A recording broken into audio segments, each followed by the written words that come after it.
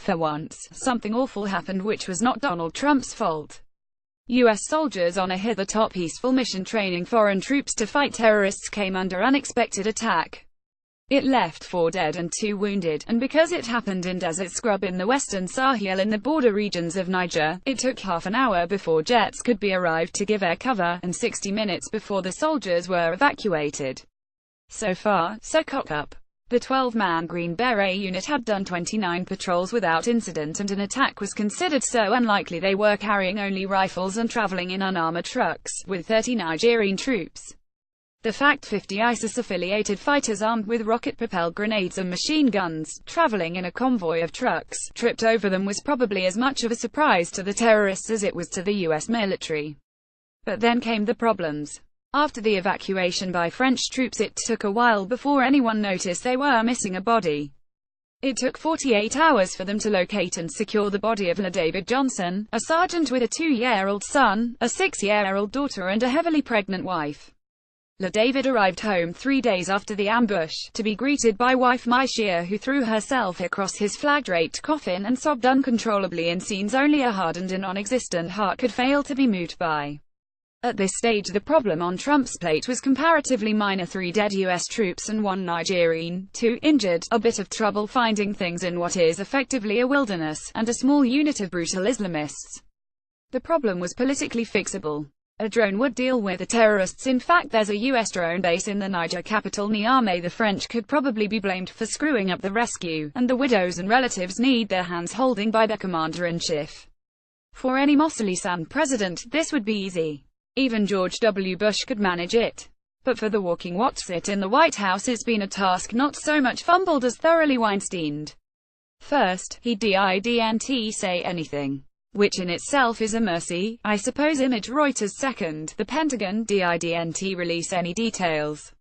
Third, when he did say something, he reportedly told Maishia he knew what he signed up for. That was on the telephone, moments before she stepped onto the tarmac and saw the heartbreaking proof the man she loved was dead. Perhaps she would always have cried, perhaps she would always have hugged his coffin in her grief. And perhaps if the commander-in-chief had enough wit to say he grieved with her and would do all he could to find those responsible, she would have wiped her eyes and been able to bear the arrival of his coffin with more fortitude. With hindsight, it looks like the words Trump is said to have used actually managed to break the poor woman a little more. Donald Trump's vile comment to pregnant widow of U.S. soldier moments before she wept over his coffin. The president disgraced himself again at a time he was supposed to be comforting heartbroken Maishia Johnson. None of what had happened was Trump's fault. The U.S. set up a drone base in 2013 under orders from President Obama. They're halfway through building a second $50 million base for more drones to help them patrol the skies over Libya. The mission has crept, but then so has ISIS. The U.S. has to keep up. And he has denied saying what HES accused of, and says he has proof. So what? HES taping his own calls to widows now. Regardless, the buck stops at the Oval Office door. When a U.S. citizen dies in defense of the free world, it's up to the person who works inside to take the heat, make the apology, find the solution. Instead, Trump waited 12 days to say something, and when he did, he said he'd not only be calling the bereaved families, but that his predecessors Bush and Obama had never done the same. Which came as a surprise to Dalilia O'Malley, among others. It's a phone call no one would relish, and saying sorry is hard. And there are times when you can apologize as much as you like, but to some it still won't matter. Even his fans know Trump says dumb things, that he can't bear criticism, and plays golf more often than he engages brain. But this is all sub-kindergarten behavior, a toddler's lack of empathy, coupled with the extreme dimness of the willfully ignorant. This is what you get when you vote in a reality TV star who has lost billions over the course of his career and seems obsessed with shiny things. You get a guy who wants you to make him look good, and who, when you don't, will just build another shiny tower with his own name on. Trump said beforehand he likes to call relatives when it's appropriate, when I think I am able to do it. Not when the relatives think it would be appropriate, not when it's inconvenient to him. After the call, Trump played golf. Maishia hugged her husband's coffin, and everyone saw the latter.